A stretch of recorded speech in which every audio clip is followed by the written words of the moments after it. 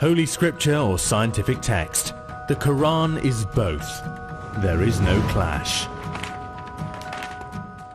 Humans have been living and reproducing on this earth for ages and ages, but none of that would have been possible if it weren't for the female egg and the male sperm coming together to allow the human population to carry on and flourish. It's a well-known fact that without the female egg and the male sperm coming together, life would be impossible. Only with both will a baby be created. This is the gift of human life, one of the most precious and miraculous gifts bestowed on mankind. But though we've been procreating and reproducing for eons, science has only recently begun to understand this complex process. Think back to the movies that depicted the olden days. A queen is pregnant and gives birth to a baby girl when it is a male heir that is required. Uh-oh. Then she's promptly blamed for the baby's gender by her husband and his family. Well, guess what? According to basic genetics, the king and his family are all fools. If they must blame someone for the gender of their newly arrived bundle of joy and diapers, or nappies if you're British, then it is the king they should blame, as we now know that it is the male sperm that determines the sex of the baby. But this important and interesting question about creation was only answered relatively recently. Who or what determines the gender, sex of a baby? Is it the egg or the sperm? Is it a combination of the two?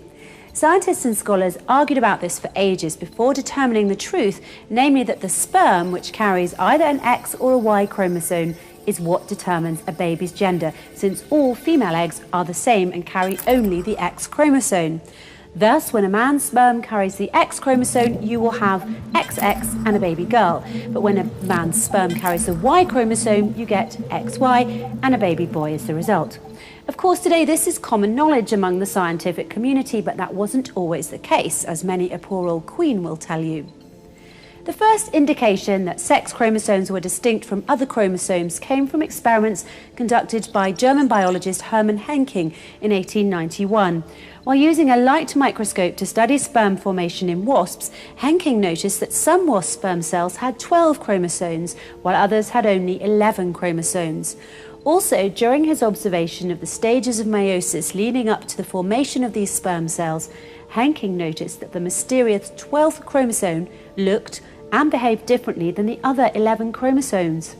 Accordingly, he named the 12th chromosome the X element to represent its unknown nature. Interestingly, when Henking used a light microscope to study egg formation in female grasshoppers, he was unable to spot the X element. Based on his observations, Henking hypothesized that this extra chromosome, the X element, must play some role in determining the sex of insects. However, he was unable to gather any direct evidence to support his hypothesis. More than a decade after Henking's work, in 1905, Nettie Stevens surveyed multiple beetle species and examined the inheritance patterns of their chromosomes. In 1905, while studying the gametes of beetles, Stevens noted an unusual-looking pair of chromosomes that separated to form sperm cells in the male beetles. Based on her comparisons of chromosome appearance in cells from male and female beetles, Stevens proposed that these accessory chromosomes were related to the inheritance of sex or gender. That very same year, 1905, was a big year for genetics. Edmund Beecher Wilson made the same discovery as Nettie Stevens, completely independently of each other. So both Edmund Beecher Wilson and Nettie Stevens are credited with discovering the chromosomal XY sex determination system, the fact that males have XY sex chromosomes and females have XX sex chromosomes. So this information, in the grand scheme of things, is considered to be a relatively recent discovery. However, the incredible and almost unbelievable part is this. The Holy Qur'an, 1400 years ago, and with amazing accuracy, stated that the sex of human babies is determined by the sperm. This ancient book not only outlines the specific sequence of events that lead to creation, but it also states with 100% accuracy that the sperm are the sex-determining factor. God says in the Holy Quran, He has created both sexes, male and female, from a watery bit of the semen which has been ejected. The term watery bit of semen in the verse above is referring to the sperm component of semen. Now, there have been some who've said that the ancient Egyptians predicted how the creation process worked even before the Holy Quran was sent down.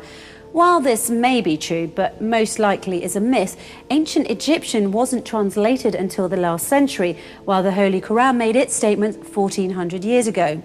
The Egyptians were using hieroglyphics for 3,400 years until they died out about 1,600 years ago in AD 400, when the Rosetta Stone, an ancient artifact that became the key to understanding Egyptian hieroglyphics, was discovered in 1799.